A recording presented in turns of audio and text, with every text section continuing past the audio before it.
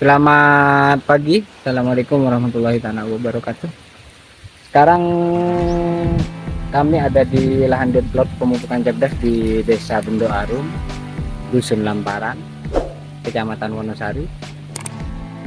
Kami berada di lahan demplot seluas kurang lebih 2.500 meter persegi.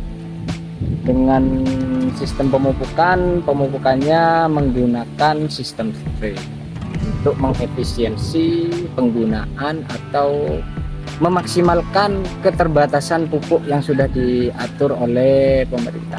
Jadi teman-teman petani sekarang mungkin sudah tidak perlu khawatir lagi dengan ketersediaan pupuk yang sudah diatur atau ditata oleh negara.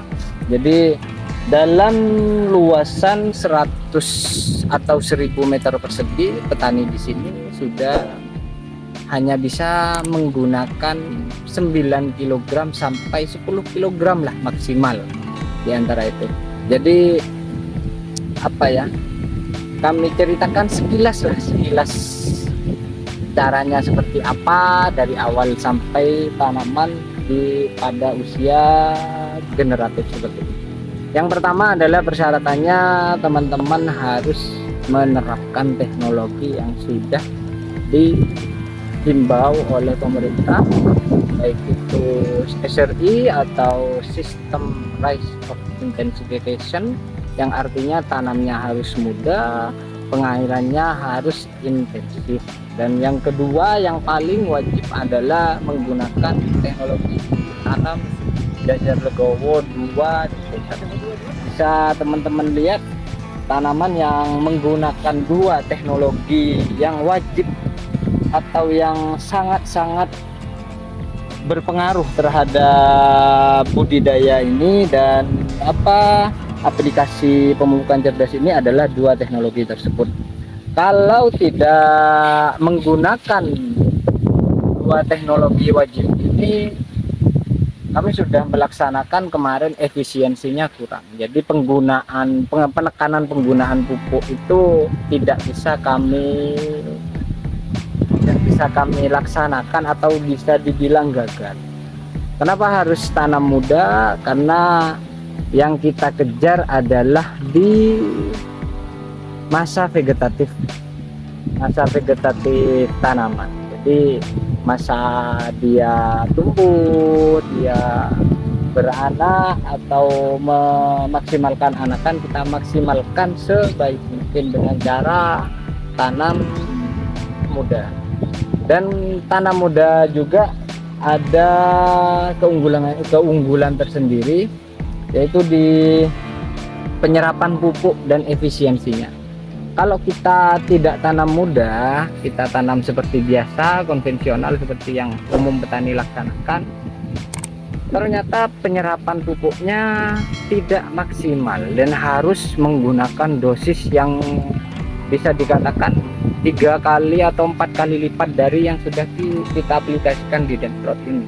Kenapa? Karena tanaman tersebut kalau kita semainya tidak sesuai dengan teknologi tanaman tersebut mau hidup itu masih memerlukan waktu. Jadi kalau dibandingkan dengan yang SRI, dia terus tumbuh, terus kita kasih pupuk dia langsung menyerap. Kalau kita pakai persemaian yang agak tua, kita kasih pupuk, ternyata gulmanya itu yang lebih banyak menyerap pupuk yang kita sebarkan di lahan. Mungkin sekilas seperti itu. Untuk yang kedua adalah teknologi jajar legowo. Kenapa jajar legowo? Nomor 1 ya memanipulasi jumlah rumpun atau populasi yang ada di lahan tersebut. Karena jumlah rumpun atau populasi tanaman yang ada di lahan itu, kalau kita menggunakan sistem jajar legowo, populasi bisa naik 25-30% dari tanam tegel biasa. Dan yang paling menonjol adalah di pengaplikasian pupuknya.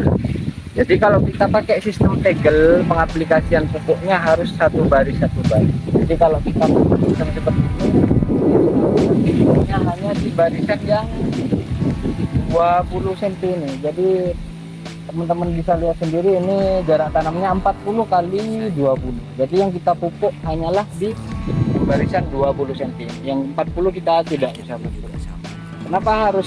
Kenapa yang di tengah tidak usah dipupuk? Karena ingin memaksimalkan ini. Jadi yang di jarak tanam 20 ini kita spray nanti menggunakan pupuk urea dan potas.